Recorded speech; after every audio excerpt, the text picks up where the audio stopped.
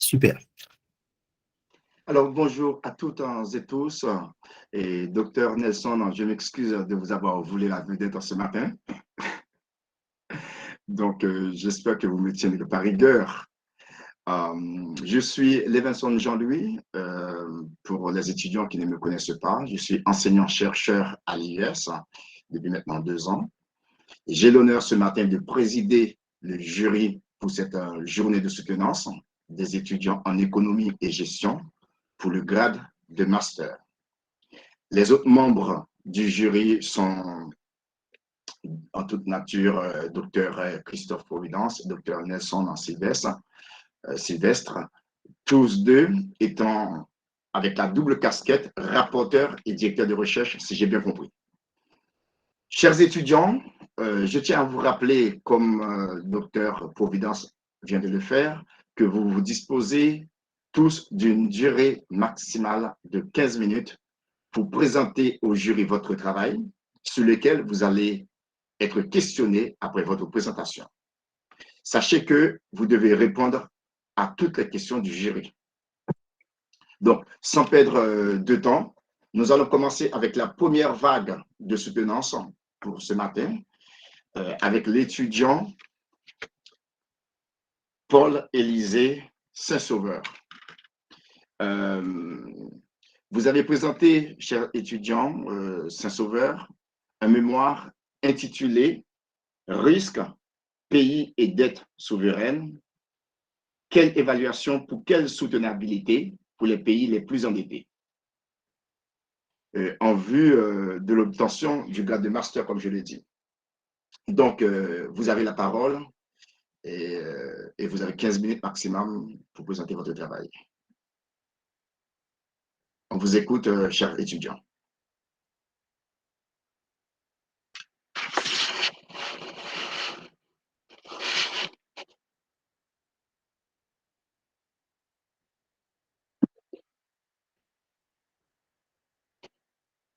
Bonjour. Bonjour, Bonjour. Monsieur Levinson, et bonjour, professeur Sylvestre. Bonjour encore avec professeur Christophe Providence. Bonjour à tous et à toutes, invités et collègues étudiants. Aujourd'hui, je suis ravi de présenter mon travail de fin d'études sur le risque pays et la dette souveraine en cherchant quelle évaluation ou quelle soutenabilité pour les pays les plus endettés.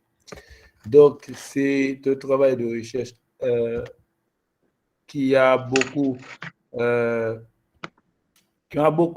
pris et qui m'a fait regarder les facettes de l'économie en évolution, surtout de manière très récente par les crises financières qui affectent la bonne marche de l'économie.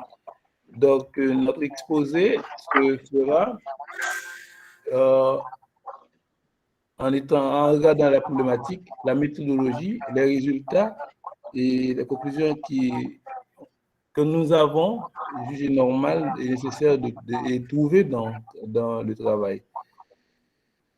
Alors, risque pays et dette souveraine. Donc, dès qu'on parle de risque pays, on voit le risque, comme elle a bien décrit Frank Knight et Ronald Coase dans leurs écrits. Et ce phénomène de risque, quand on étudie risque au niveau de pays, donc on va voir des auteurs comme Sani, de Bat, qui qualifient le risque pays comme des facteurs qui affectent la capacité d'un pays à évoluer et à payer à l'échéance ses intérêts ou dettes extérieures. Et avec les récentes, la définition de récente de Matisse qui a contribué à celle de Sani et Bat, qui inclut les démembrements de l'État, les collectivités notoires. Donc, on comprend que le risque pays a beaucoup de revers et le risque pays a beaucoup de concepts qui y sont liés. Donc, par exemple, il y a le risque de transfert, le risque souverain, le risque politique, le risque économique. Donc, tout ça constitue le risque pays. Donc, ce dernier, on le regarde attentivement et scrupuleusement. Donc, on voit, on va s'abstenir sur la définition de Soignot en 1996, disant que le risque pays peut se comprendre comme le risque de matérialisation de sinistres résultant du contexte économique et politique d'un État étranger dans lequel une entreprise effectue une partie de ses activités, qui va inclure le risque de perte, mais aussi d'opportunités et de gains. Et la dette souveraine, cette notion, donc, tant qu'on admet un État est souverain, puisqu'un État est en fait souverain, comme on dit souvent, donc la dette de l'État est la dette souveraine, ou encore la dette des administrations publiques. Donc, avec ces deux thématiques, deux thèmes, donc pour mieux les étudier, on avait regardé quelle évaluation et pour quelle soutenabilité pour les pays les plus endettés. Parce que déjà, les pays les plus endettés, ce sont des pays qui des emprunts chaque jour, chaque année pour pouvoir soutenir, surmonter les crises politiques, économiques qui lui sont venues sans, bon, on dirait qu'ils sont venus et sans prise de conscience. Alors, notre problématique pour ce travail a été élaborée sous deux constats. Donc, d'une part, c'est la crise du Covid-19 et d'autre part, avec la crise de la guerre Ukraine-Russie. Et la crise du Covid-19 a produit un risque pays énorme au niveau de tous les pays du monde. Et cette crise a mis les États dans une obligation de chercher des financements pour supporter, pour subventionner les entreprises qui, d'une part, les aident à œuvrer. Donc, pour ça, nous avons regardé la crise du Covid-19 avec ses conséquences pour le fonctionnement de l'économie, donc qui est une crise et sanitaire, mais aussi qui a des répercussions financières énormes. Après, c'est la crise de la guerre Ukraine-Russie. Cette dernière affecte le monde jusqu'à présent, parce que depuis le 24 février 2022, donc l'invasion de l'Ukraine par la Russie a causé beaucoup de dégâts dans les économies des pays du monde. Et avec ces deux constats, tant pour la guerre Ukraine-Russie et la crise du Covid-19, ces crises financières, on les examine en fonction des théories du risque pays, les théories liées à l'instabilité financière de notre post-keynésien Imanuelski, donc avec sa version. Donc après, on a présenté la dette souveraine comme théorie pour pouvoir mieux étudier dans le travail, pour pouvoir bien élaborer le travail. En fait, notre problématique, c'est terminer avec cette grande question: quand est-ce que l'évaluation du risque pays et la dette souveraine peut être révélée soutenable? Donc, par des méthodes diversifiées, donc on a, par une méthode diversifiée, une méthodologie diversifiée, nous avons regardé quand est-ce que l'évaluation du risque pays et de la dette souveraine peut être révélée soutenable. D'une part, nous avons repris plusieurs tests économétriques et certaines évaluations du risque pays, tant par les agences de notation comme Moody's et Standard & Poor's, celle de l'Euromonitor Currency Risk et celle de la compagnie française d'assurance et des commerces externes. COFAS. Et nous avons repris aussi des tests de non-stationnalité sur la ratio dette PIB des pays du monde et des tests de co-intégration et d'intégration de Smith et Zinn, texte appliqué en 1991 sur la dette obligataire. Donc, nous avons regardé une démarche méthodologique comme ça pour pouvoir répondre à la question centrale du travail. Et comme évaluation et nos méthodes d'évaluation, nous avons regardé les rangs de notation qui, d'une façon première, est focalisée sur les défauts de paiement. Donc, après, nous avons regardé le Morning Country Risk qui, par des consultations d'experts et à travers la méthode de Delphi, pour évaluer les pays. Donc, c'est la méthode de procédé. Après, c'est la COFAS qui est de la compagnie française d'assurance de commerce externe.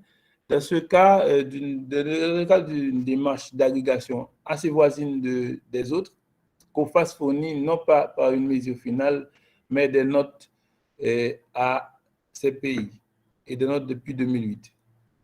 Donc, voilà. Et après, nous avons présenté des méthodes de non-stationnalité sur non-stationnalité par PIB qui a été utilisée par Dick et Fuller en 1979 avec l'hypothèse nulle. Donc, on a testé le travail suivant les données recueillies par la Banque mondiale et les données recueillies par l'OCDE. Donc, nous avons testé ces données-là pour pouvoir regarder comment on va traiter les évaluations pour pouvoir reconnaître et prendre quelle évaluation pour quelle soutenabilité des pays est plus endetté. À ce stade, nous avons regardé aussi les choix du retard et toujours par le test de Dick et Fuller augmenté avec la question du P-max qui est égale à partie entière de 12 par n exposant n sur 100, donc exposant 0,25. Avec, après, on a utilisé la modification structurelle dans les séries sur la dette avec variance sur les SKIVA.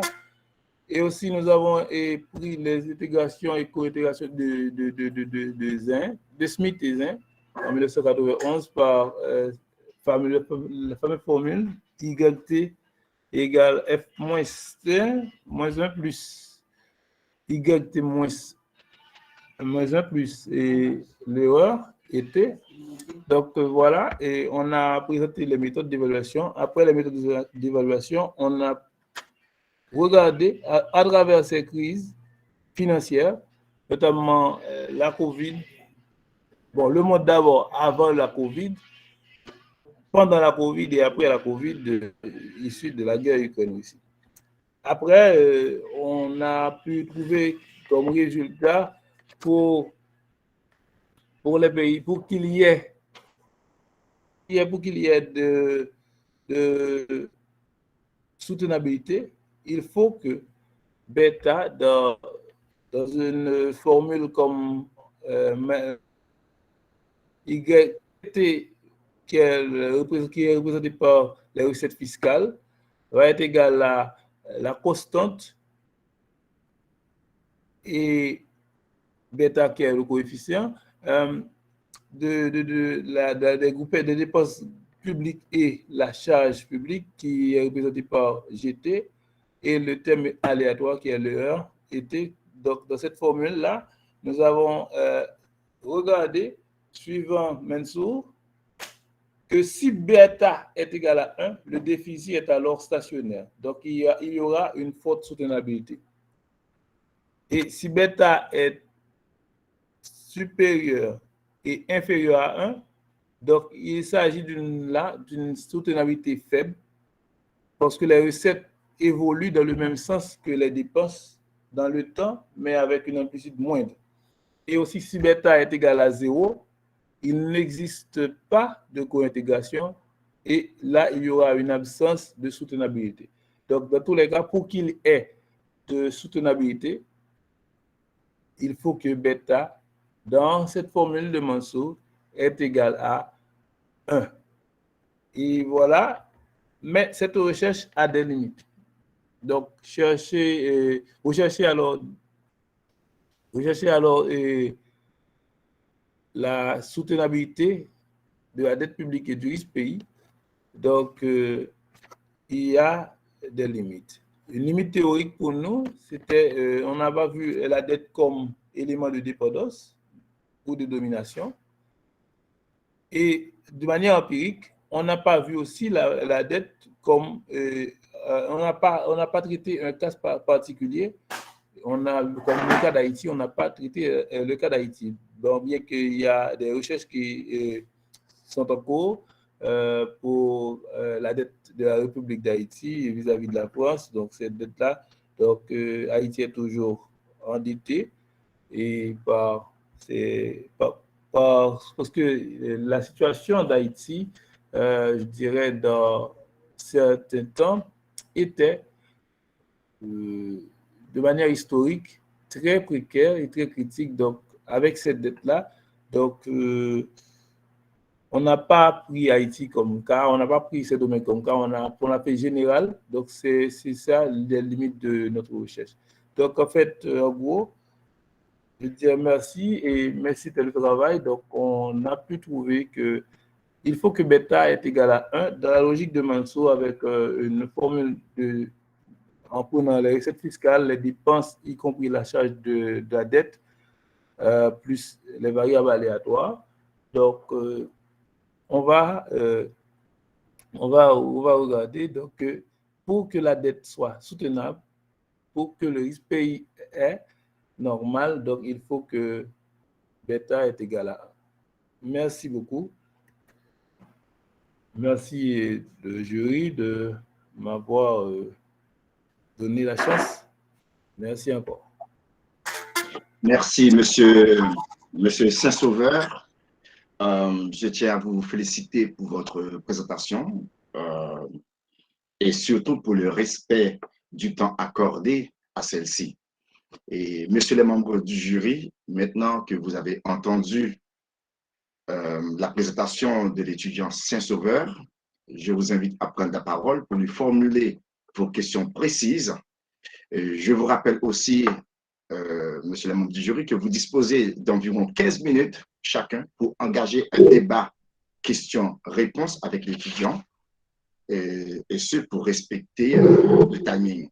Donc, nous allons commencer par Dr Nelson Sylvestre, qui remplace, qui joue le rôle de rapporteur en absence de Dr Fred Sélimène, avant d'accorder la parole à son directeur de recherche, Dr Providence. Donc, monsieur Dr Sylvestre, en vous écoutant pour vos remarques. Merci, collègue. Merci, docteur Jean-Louis. Je pense que tout s'est très bien démarré. Au contraire, je n'allais pas pouvoir assurer une présidence de cette trempe. Merci encore. Je pense que ça a été vraiment mieux. Je n'ai pas ce talent. C'est bon. Alors, et merci également à Paul Élisée, que je connais très bien, qui a su rattraper le temps. Il est très studieux, je le connais très très bien à l'UGA. Et je pense que nous sommes en 2022 et il soutient déjà son mémoire de master. Je pense que c'est intéressant. C'est intéressant. Et j'étais également stupéfait de voir qu'il se met dans mon domaine, en essayant d'élucider des équations pour attribuer des valeurs à bêta et de dire que c'est soutenable ou pas, etc. Je pense que c'est bien. Donc, vraiment, encore une fois, chapeau. Je pense qu'il a fait un très bon saut.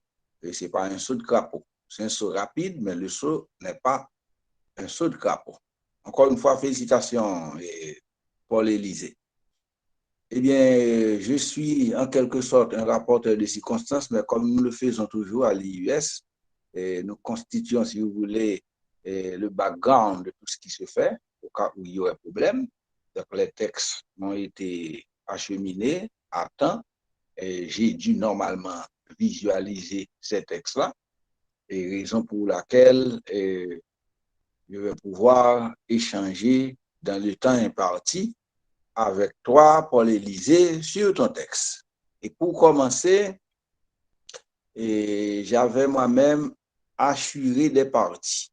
Je vais directement dans ces parties assurer. Première chose, à la page de couverture, je vois que tu n'as pas mis le parcours. Je ne sais pas, au risque de me tromper, et je vois que pour l'obtention du grade de Master 2 en économie-gestion, mais en réalité, je ne vois pas de parcours. Je sais qu'à l'IUS, il y a toujours des parcours. OK? Donc, le master, c'est en économie-gestion, mais il y a un parcours. Donc, il faut préciser pour l'auditoire. Et deuxième chose, là, il y a un titre que je vois, il me semble, c'est le titre même du mémoire. Je comprends un peu risque, pays et dette souveraine, mais je vois après une question ou une interrogation. Il faut noter pour répondre par la suite. C'est une question ou une interrogation. C'est ma deuxième remarque comme inquiétude.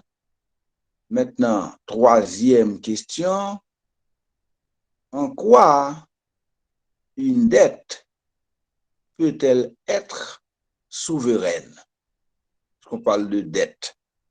Et tu as parlé d'évaluation. En quoi une dette peut-elle souveraine? On dit quand on a une dette, on ne peut pas être souverain. Peut-être qu'on pourrait rester autonome ou indépendant.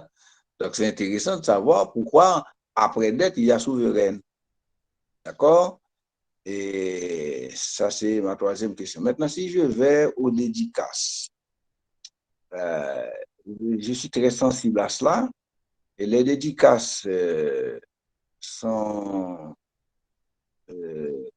faites à ceux-là qui occupent une place vraiment d'importance dans ce qu'on fait dans la vie, pas uniquement dans le travail, mais dans son existence. Alors, ce que j'étais en train de rechercher, et je n'ai pas pu trouver ça. Premièrement, tu parles de remerciements aux confrères du master. Et comme je connais un peu les gens, il y a tout au moins deux noms. C'est des noms de femmes. C'est pourquoi tu dis mes confrères de master. Et tu portes quand même leur nom. C'est important de préciser pour moi, mes confrères de master à l'IUS. Alors que je vois Marie-Carmel Benjamin, je vois Jennifer Daniel. Et ensuite, tu dis, et c'est encore bien, à ma mère chérie, aux femmes haïtiennes. Est-ce que le nom de ta mère, c'est aux femmes haïtiennes? Et tu dis à mon père, grand combattant. Est-ce que le nom du père, c'est grand combattant? Parce que je vois par la suite à Marie-Emmanuela, aux Stéphanie, Louis Héi, Blandine et Ginois. Donc, quelque part, il y a des noms et d'autre part, il y a des exclamations. Ce n'est pas pour vous nier, non, mais c'est très, très important pour moi. Et ça. D'autant plus que c'est dans les remerciements. Je rappelle qu'il y a différence entre dédicace et remerciement. Les remerciements s'adressent à ceux-là qui ont contribué à un niveau ou à un autre au travail présenté, alors que les dédicaces à ceux-là qui sont chers à l'auteur, à celui qui a fait le travail. C'est-à-dire les dédicaces sont faites à ceux-là qui, par-delà même du travail, méritent quelque chose. Donc, je pense que c'est important. Et puis, n'oubliez pas, il faut toujours soigner l'écriture. Si on dit 1000 merci, ce n'est pas uniquement un merci, c'est 1000 quand même. Donc, il ne faut pas oublier la notion de pluriel et en fin de remerciement. Mais il y a quelque chose d'autre qui m'attire dans tes remerciements. Tu dis à l'autre bout de mon être, Oge Berni. C'est comme si pour moi, dans le texte, il y a deux Oge Berni. Bon. Tu dis Oge Berni, mais on dit à l'autre bout de mon être. Donc, à l'autre bout de ton être, ce n'est plus toi. À l'autre bout. Donc, c'est comme si je vois que tu deviens poète. Tu écris un peu au gré de ta fantaisie. Donc, il faut préciser tout ça. J'en viens maintenant et j'avais posé des questions portant justement sur le texte présenté. Tu parles de dette. En quoi peut-elle être souveraine? Je te rappelle, est-ce une question ou une interrogation dans le titre?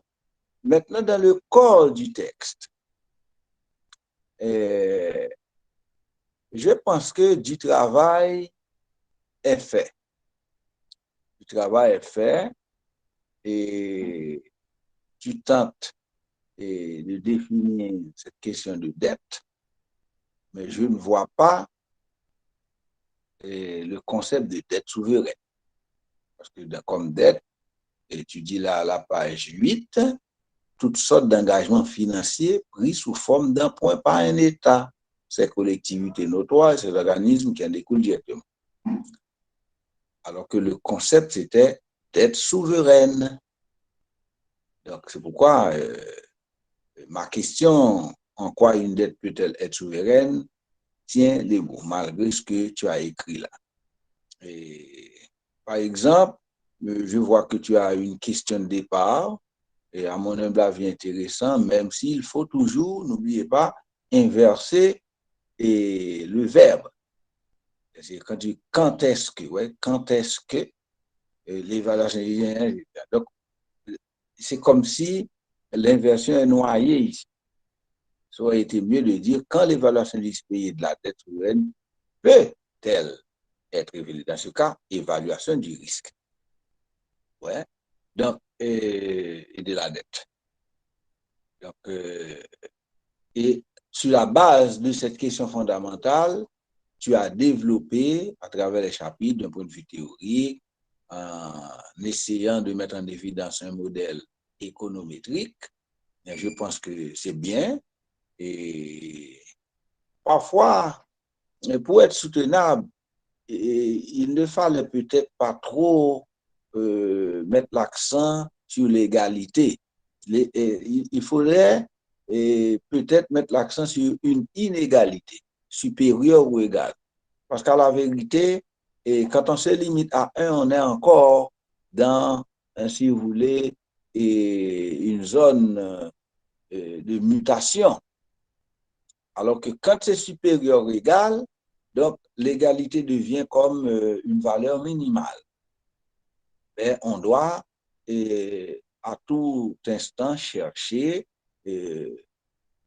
à maximiser ce qu'on doit obtenir pour éviter de revenir en arrière, pour que la soutenabilité dont tu parles puisse être concrétisée et beaucoup plus. Et il y a ce tableau-là que tu donnes, je pense que c'est bon, ouais, pour parler de l'évaluation structurelle. Et en gros, pour moi, c'est un bon travail, et quitte à m'expliquer et à répondre à ces questions-là que je t'ai fait tout à l'heure sur le texte que tu nous présentes. Et je ne mets pas trop l'accent sur l'aspect de forme, sachant que de toute manière, on va t'exiger à respecter les consignes définies à l'IES. Merci beaucoup, Monsieur le Président. Ce sont là mes remarques, mes commentaires. Merci, docteur Sylvestre. Je pense qu'on va laisser le temps à l'étudiant de répondre aux questions posées avant de passer la parole à son directeur de recherche, le docteur Providence. Donc, cher étudiant, Monsieur Paul-Élisée Saint-Sauveur, vous avez la parole pour répondre de manière précise aux questions qui vous avaient été posées par docteur Nelson Sylvestre. D'accord. Bon, je vais commencer d'une part par la dette souveraine. Donc, on dit dette souveraine. Dette souveraine, c'est la dette des administrations publiques. La dette est émise ou garantie par un émetteur souverain. Donc, ça, c'est pourquoi on dit dette souveraine. Et toutefois, bon, l'État, de même qu'un citoyen, a ses obligations, a ses exigences. Donc, pour répondre aux exigences, le citoyen ou l'État peut se diriger vers les marchés financiers pour faire des emprunts. Donc, dans ces marchés financiers-là, les emprunts et que l'État est en mesure de faire, qui est garanti par un émetteur souverain, s'appelle dette souveraine. Donc, c'est pourquoi on met dette souveraine, on traite la notion de dette souveraine. Mais au fond, parler de dette souveraine, c'est parler de la dette publique, la dette de l'administration publique. Donc, on traite vraiment la notion de dette souveraine, mais on parle de dette des administrations publiques. Et pour les j'avais noté au moment des remerciements pour mes confrères de master de l'IUS. Donc, je partais du principe que le principe grammatical, donc le principe grammatical, donc qui dit que le masculin remporte sur le féminin. Donc, c'est pourquoi c'est pourquoi, donc, sans blague, c'est pourquoi j'ai mis mes confrères, je partais de ce principe pour écrire ça. Donc, et aux femmes haïtiennes et grands combattants, ce n'est pas le nom des personnes, mais c'est pour montrer la valeur que ces personnes-là, d'une part ma mère et l'autre mon père,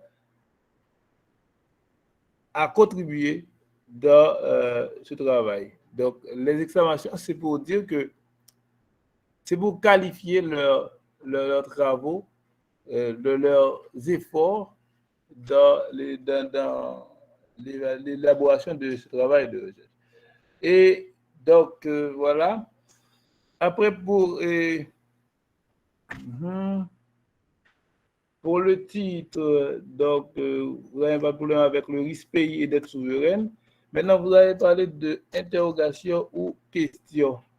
Donc, c'est plutôt une question, dans la mesure où la question donne lieu à discussion, parce qu'on voulait discuter sur le risque pays et la dette souveraine. On ne dirait pas une interrogation, mais plutôt une question, dans la mesure où la question, on va discuter, parce qu'on voulait avoir un sujet de débat. Et après, donc, qu'est-ce que j'ai noté encore? Le parcours qui n'est pas monté, donc je crois que c'est un problème à ce qui a trait à la mise en forme du travail, parce que au moment où je le transférais par PDF, et ça a causé des problèmes dans la page de couverture. Donc voilà. Et qu'est-ce que je n'ai pas noté encore? Donc, je crois que j'ai tout répondu.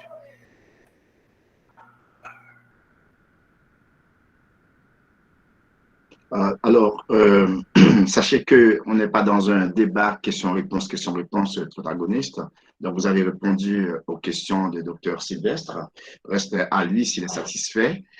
Maintenant, je voudrais passer la parole à votre directeur de recherche, docteur Providence. Merci, Monsieur le Président du jury, et je remercie Nelson Sylvestre pour ses remarques, et j'inviterai de préférence Paul Élysée à les prendre en compte, parce qu'on ne peut pas justifier le fait qu'on a oublié de mettre quelque chose. Non, il faut tout simplement prendre note et corriger, faire en sorte que le document soit vraiment, puisse respecter les normes. Hein? Donc, pour les remarques, il n'est pas question de te justifier pour l'Élysée, mais de véritablement faire en sorte que ça, et puis passer de Word à PDF, je ne vois pas comment le parcours a disparu, je ne vois pas comment. Moi, je fais ça tous les jours, ça n'a jamais arrivé. Bon, en tout cas, et vraiment, il faut vraiment te mettre dans cet esprit-là. Hein? Parce que le but du jeu, quand on fait une soutenance, c'est non seulement de permettre à l'étudiant de démontrer sa capacité à défendre son travail, mais de l'aider également à le peaufiner un peu plus tard. Donc, ça veut dire que c'est aussi un exercice. C'est pourquoi Dr Nelson disait, c'est à la fois un exercice académique et un exercice, comme il disait encore, je ne me rappelle plus, soit administratif, mais bon, en tout cas, il est important de prendre note et de corriger ce qu'il faut corriger dans le texte. Maintenant, là maintenant, je peux féliciter et remercier Paul Élysée pour son travail, pour avoir travaillé sur ce sujet. Alors, on rappelle qu'à l'IUS, il n'est pas question uniquement de travailler sur Haïti. Hein? Il faut pouvoir réfléchir, puisqu'on est citoyen du monde, il faut être capable d'appréhender des phénomènes extérieurs, de travailler vraiment sur tout ce qui se passe autour de nous. Je voudrais, et pour cela, remercier Paul Élysée pour son effort, vraiment, et surtout cette capacité démontrée à au moins réfléchir sur un sujet aussi large qu'actuel. Hein? Parce qu'on a vu dans son travail, il a voulu s'appuyer sur les 2 dernières crises en date dans le monde, coronavirus et la crise en Ukraine, la guerre. Certains parlent d'intervention militaire spéciale en Ukraine, mais qui aurait des répercussions vraiment sur toutes les économies particulièrement, surtout les pays en développement. Donc, ça, c'est à son honneur. Je dois également rappeler quelques défaillances. Et bon, on n'a pas eu le temps vraiment. J'avais fait les remarques déjà, mais on n'a pas eu le temps d'insister pour que, au moins dans ce document qui vient d'être présenté, que tout soit aux normes selon les règles qui existent à l'IUS. Donc, d'abord, sur le plan, il faut enlever les points dans les titres. Pour l'Élysée, j'avais moi-même enlevé certains points, mais tu as gardé les autres qui étaient restés. Ce n'est pas possible. Donc, il faut enlever les points dans les titres, puisqu'un titre reste un titre, on n'a pas besoin de mettre un point. Il faut éviter l'utilisation abusive des majuscules. Les majuscules sont réservées aux sigles dans un travail. On ne peut pas s'amuser à mettre les noms en majuscules. Donc, je t'invite à regarder à la page 37 et tu verras, il y a quelques nettoyages. C'est vrai que ton travail a su respecter un certain nombre de choses. Il faut également soigner la présentation des graphiques que tu as dans ton document. Parce que quelque part, on ne voit pas bien de quel pays il s'agit, puisque c'est noir, il faut faire en sorte que ça apparaisse clairement. page 41, page 42 et suivante. Donc, il faut soigner cette présentation-là, hein, parce qu'on ne voit pas clairement sur ces graphes de quel pays il s'agit, etc. Même s'il y a un petit encadré un peu qui reprend, si on veut, certains cas, comme les États-Unis, le Canada, etc. Donc ça, il faut le faire. Au niveau de la bibliographie, il y a beaucoup de doublons. Je ne sais pas pourquoi tu as fait ça et je t'invite à nettoyer. Hein? Et on ne peut pas, à chaque fois, on cite 2 fois le même texte. C'est interdit. Donc, je l'avais souligné la dernière fois et tu l'as gardé malheureusement. Donc, bon, on a vu qu'il y a un effort à respecter la règle d'équilibre dans ton travail. On est toujours sur le plan de la forme. Parce que ton premier chapitre fait 9 pages, deuxième chapitre 10 pages, troisième chapitre 10 pages et quatrième chapitre 8 pages, sauf qu'au niveau il y a quelques éléments à renforcer, hein, à mon avis, pour que ton travail puisse être correctement, ou puisse pas être irréprochable, mais en tout cas pour que au moins pour qu'il puisse tenir bien la route. Par exemple, au chapitre 4, il faut renforcer les interprétations, hein, et en donnant des exemples concrets. C'est vrai que tu as montré, selon les théories et bien entendu les estimations que tu as fait, qu'est-ce que ça représente en termes de risque pays, etc. Mais il faut prendre quelques exemples, hein, pour étayer ces aspects-là, pour développer ces aspects-là. Si on prend les encadrés, hein, dans tes graphiques, déjà, on peut regarder États-Unis, etc., etc. Mais donner quelques exemples pour vraiment préciser davantage et permettre au lecteur de bien comprendre ce que tu as fait. Ensuite, je t'inviterai à approfondir les 2 chapitres d'ailleurs, en introduisant à chaque fois une certaine comparaison, parce que quand on dit risque pays, eh bien, on voit très clairement que les pays endettés s'exposent à un certain nombre de risques, hein? Mais si on pouvait comparer, par exemple, entre ce qui se passe aux États-Unis, mine de rien, les gens pensent toujours que les pays pauvres sont les plus endettés. Alors ça, c'est également un mérite de ce travail, c'est de montrer clairement, d'attirer l'attention sur les pays les plus endettés. Et on va bien voir que pourquoi, moi je comprends très bien, pourquoi Haïti n'est pas analysé in fine, hein, par rapport à ce travail, c'est parce qu'Haïti ne fait pas partie des pays les plus endettés au monde. Hein? Il faut le reconnaître, parce que les gens pensent que les pays les plus riches sont en même temps, et Paul Élysée pourra nous rebondir là-dessus tout à l'heure, on dirait que les pays les plus endettés sont en même temps les pays les plus riches, entre guillemets, au monde. Hein? Notamment, on a vu à travers le graphique États-Unis, Canada et autres.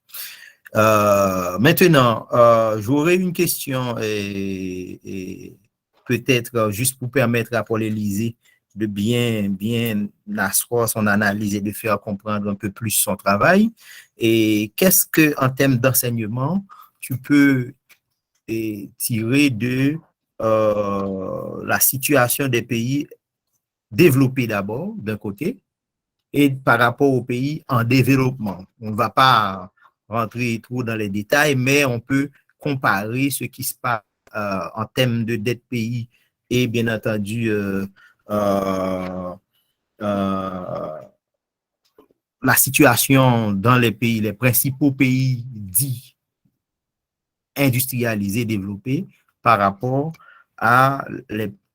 aux pays en développement, comme on prend les BRICS, hein, très rapidement. Merci beaucoup, Monsieur le Président. Ce sont là mes remarques. Monsieur Saint-Sauveur, je vous invite à répondre à l'unique question du docteur Providence, puisque les interventions précédentes ne concernent que des remarques auxquelles je vous invite à prendre acte. Merci de répondre de manière brève et claire. Et vous avez que quelques minutes pour répondre à cette question. Ben, ouais, donc, je dirais, comme élément de réponse, en fonction du travail élaboré, donc, de même que les grands États, les pays les plus développés, donc, et les pays les plus endettés, les petits pays les plus endettés, les PPTE, donc, et peuvent tout d'abord, d'une part, et renforcer les institutions de manière à ce que les recettes pour couvrir les dépenses budgétaires donc soient faites au bon de 10 formes, disons. Donc, une fois que les institutions sont normales, conformes, donc les recettes, en prenant le cas d'Haïti, les recettes vont de manière à ce que bien entrer et les dépenses, donc ces dépenses-là, de par la force de l'institution, vont financer les dépenses du gouvernement. Et ça va aider l'État à payer ses intérêts, okay?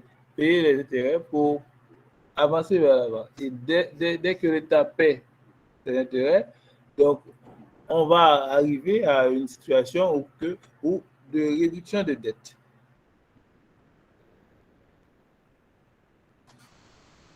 Merci, en fait. OK. Moi, pour ma part, j'ai deux remarques à faire. Une première que je dois féliciter, qui concerne votre présentation sur le PowerPoint que vous avez présenté. J'estime que c'était un élément important parce qu'on est en économie, il y a beaucoup de graphismes, donc c'est très important d'avoir présenté le PowerPoint. Mais pour autant, il y a une remarque négative, et ça c'est sur la forme. Je dirais que comme conseil, de prendre le soin de bien articuler quand vous présentez un tel travail. Parce que souvent, j'ai l'impression que vous vous précipitez sur certains mots, qu'on doit se concentrer pour capter ce que vous avez envie de dire. Donc, vous avalez un peu les mots, comme on dit ça, de manière plus péjorative. Donc, faites attention à ça, de poser votre voix, de parler calmement, mais tout en tenant compte de la prononciation. Donc, c'est très important de penser à ça. Alors, si dans l'auditoire, il y a des intervenants, des gens qui souhaitent poser des questions, je vois, Paul, que seulement les docteurs Voilà. qui peuvent poser des questions. Donc, on ne peut pas ouvrir au public, c'est voilà. Exactement, c'est pas ouvert au public. Donc, s'il y a un docteur dans l'auditoire qui aimerait poser une question, je vous accorde encore quelques secondes pour le faire, parce que sous peu, on doit déjà demander à l'étudiant Besselin Saint-Ville de se préparer. Donc, si dans 3 secondes, il n'y a personne qui se manifeste dans l'auditoire, donc, eh bien, on va remercier Paul-Élisée Saint-Sauveur pour sa présentation. Il y a quelqu'un qui a parlé? Merci encore. Et merci à Nelson Sylvestre, à Liverson Lui et Jean-Louis et Docteur Providence. J'espère que c'est un premier pas et qu'on va poursuivre le travail. Et je compte sur vous, mes chers docteurs, pour l'épanouissement et l'avancement, l'agrandissement de ce travail. Merci. Monsieur Besselin Saint-Ville, comme pour